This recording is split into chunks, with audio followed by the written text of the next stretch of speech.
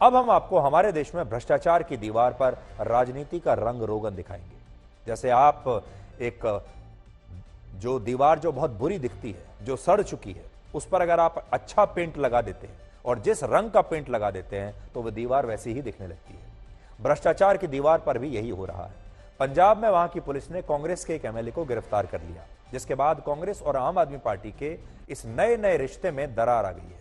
और कांग्रेस पार्टी ये पूछ रही है कि आप तो हमारे सहयोगी दल हैं, आप तो इंडिया गठबंधन में हमारे साथ हैं, तो हमारे विधायक को आप गिरफ्तार कैसे कर सकते हैं। पंजाब में कांग्रेस पार्टी के जिस विधायक को गिरफ्तार किया गया है उनका नाम है सुखपाल सिंह खेरा, जिन्होंने पंजाब के मुख्यमंत्री भगवंत मान और आम आदमी पार्टी पर ईमानदारी का नाटक करने का आरोप लगाया है और यह भी कहा है कि भगवंत मान उन्हें अपने खिलाफ बोलने की सजा दे रहे हैं।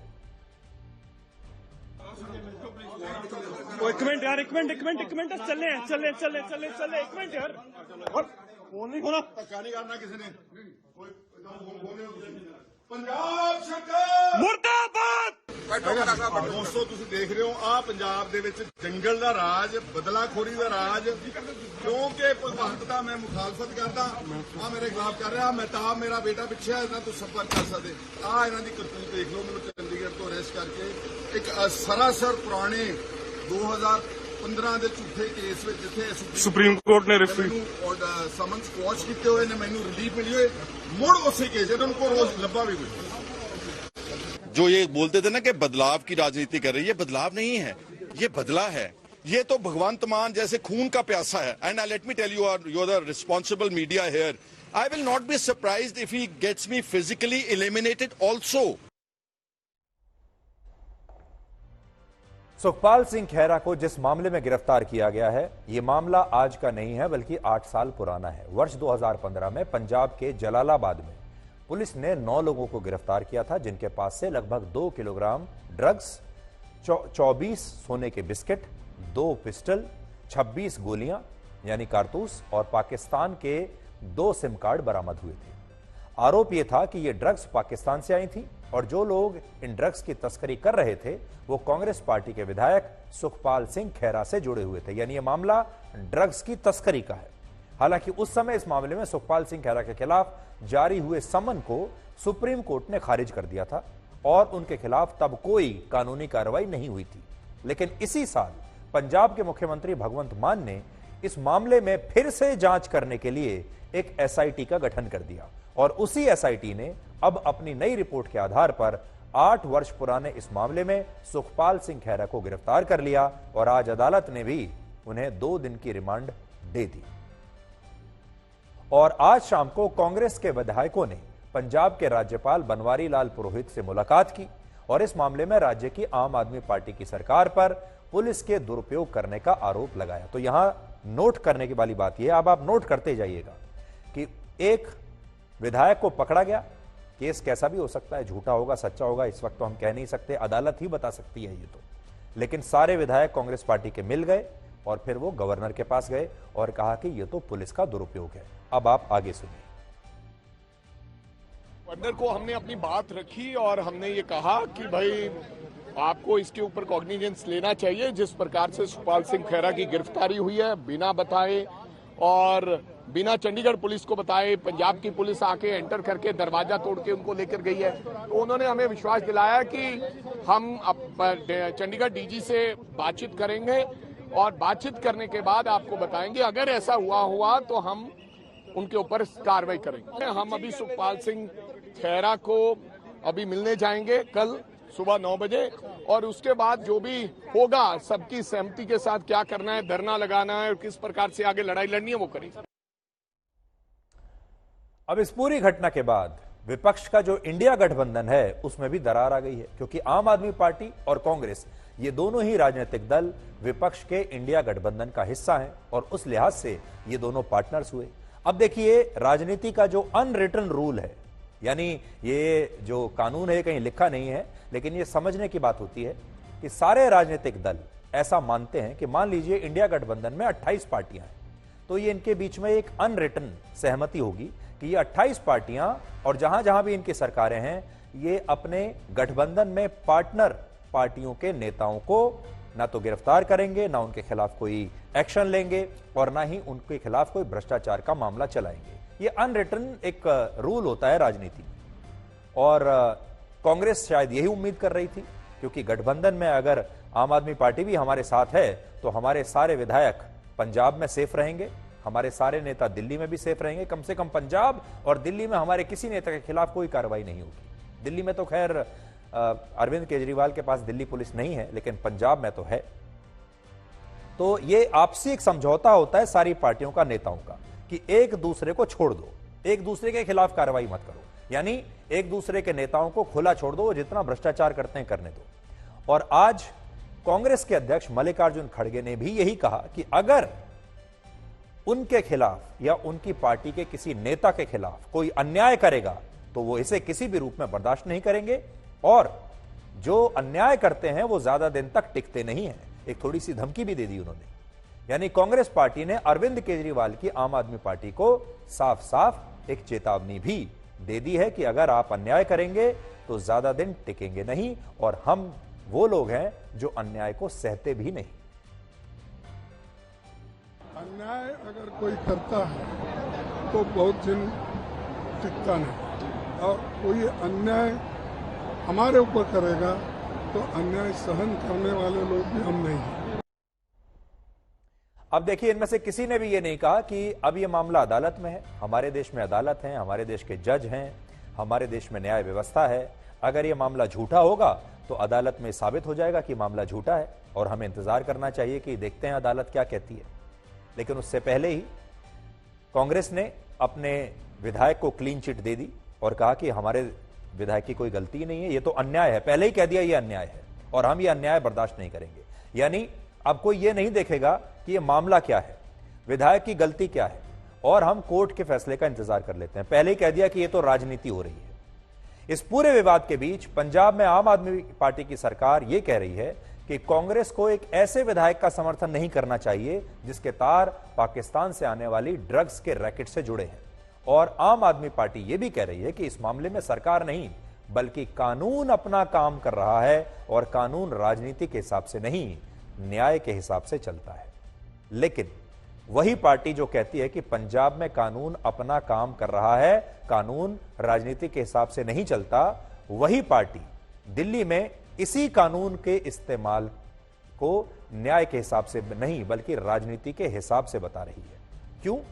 क्योंकि दिल्ली में मुख्यमंत्री अरविंद केजरीवाल के जिस सरकारी बंगले के रेनोवेशन के मामले में सीबीआई जांच कर रही है, आज उस सीबीआई जांच को अरविंद केजरीवाल ने राजनीति से प्रेरित बताते हुए कहा कि प्रधानमंत्री मोदी उनसे डर गए हैं, इसलिए इस मामले में उनके खिलाफ जांच की जा रही है। केजरीवाल जी को भी सुन लीजिए। तो ये वो पार्टी है जो पंजाब में कहती है कि कानून अपना काम कर रहा है, लेकिन दिल्ली में जब कानून अपना काम करता है तो ये कहते हैं कि यहां राजनीति हो रही है। इन्होंने 33 से ज्यादा मेरे ऊपर केस करे और इन्होंने सारी छानबीन कर ली, सारी जांच कर ली। पिछले 8 साल से जब मैं दिल्ली का मुख्यमंत्री बना हूं तब से ये जांच ही जांच किए जा रहे हैं। अभी तक तो कुछ मिला नहीं। तो अब ये नई इंक्वायरी इन्होंने शुरू की है, इस इंक्वायरी का भी स्वागत है। इसमें भी कुछ नहीं मिलने वाला, जैसे पहले कुछ नहीं मिला वैसे कुछ नहीं मिलने वाला। तो एक चौथी पास राजा से आप और उम्मीद भी क्या कर सकते हो? केजरीवाल झुकने वाला नहीं है। ये फर्जी इंक्वायरी जितनी मर्जी इंक्वायरी कर ले, जितनी मर्जी केस कर ले, मैं झुकने वाला नहीं हूं। लेकिन हाँ, आज मैं चौथी पास राजा को एक चैलेंज देना चाहता हूं। जैसे पिछली इंक्वायरियों में कुछ नहीं निकला, अगर इस इंक्वायरी में भी कुछ नहीं निकलेगा तो क्या आप इस्तीफा दोगे झूठी इंक्वायरियां कराने के जुर्म में?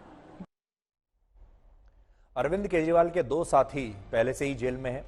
एक मनीष सिसोदिया जो अभी जेल में है, और सत्येंद्र जैन जो उनके दूसरे साथी थे, उन्हें अभी सशर्त जमानत मिली है, लेकिन वो भी काफी महीने तक जेल में रहे।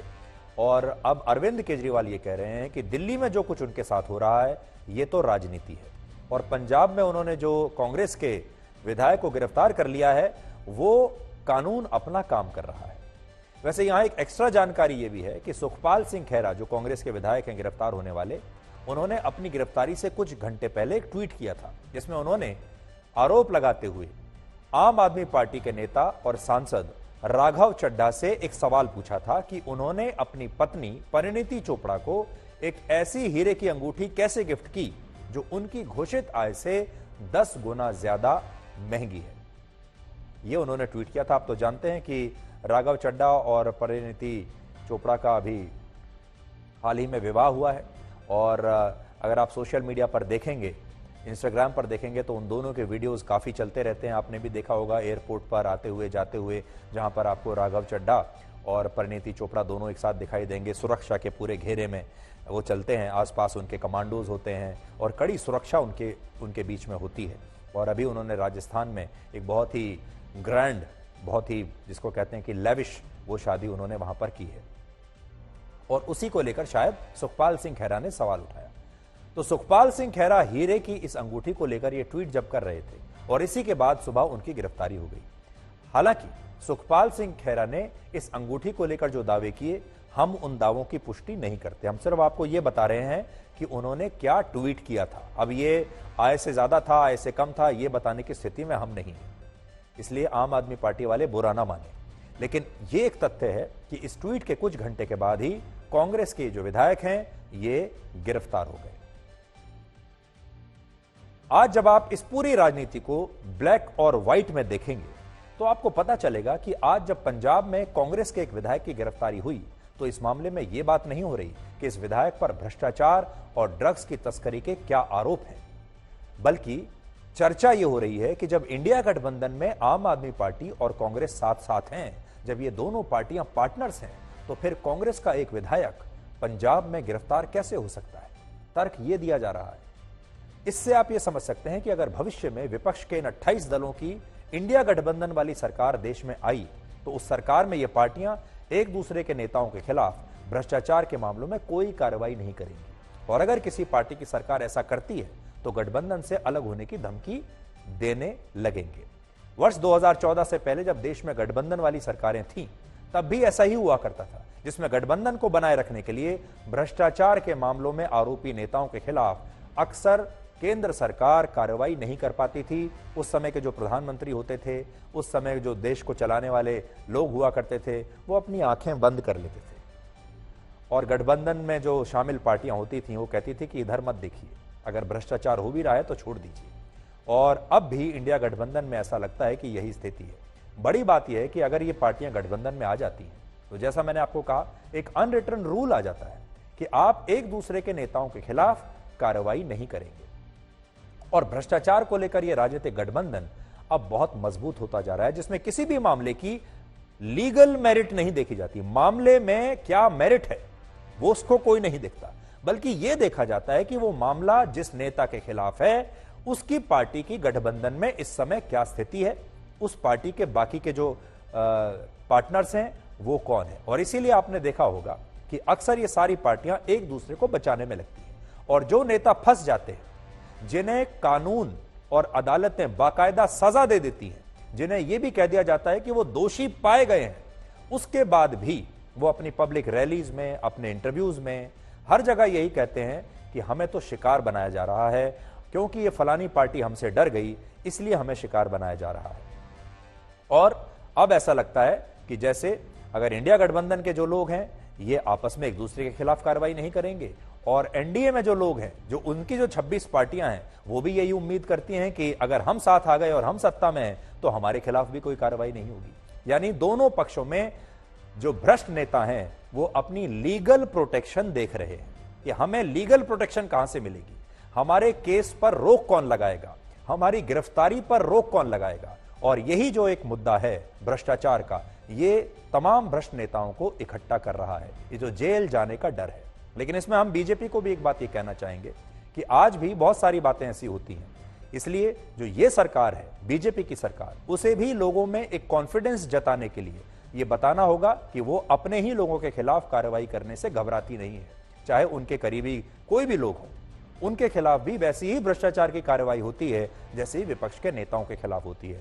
तब देश की जनता को इस पर विश्वास होगा कि जो सरकार देश में चल रही है, वो सरकार सबके लिए बराबर है। लेकिन भ्रष्टाचार इसलिए हमारे देश से नहीं मिट रहा है क्योंकि भ्रष्टाचार की मेरिट में कोई जाता ही नहीं है, और हर नेता अपने आप को शहीद बनाने की कोशिश करता है, हर पार्टी अपने आप को शहीद बताने की कोशिश करती है, और देश की जो जनता है वो इस बात पर ध्यान ही नहीं दे रही कि अदालतें क्या कह रही हैं, अदालत में उस केस पर, उस नेता पर आरोप क्या हैं और वो आरोप कितने गंभीर हैं, वो सिद्ध हो रहे हैं या नहीं हो रहे हैं।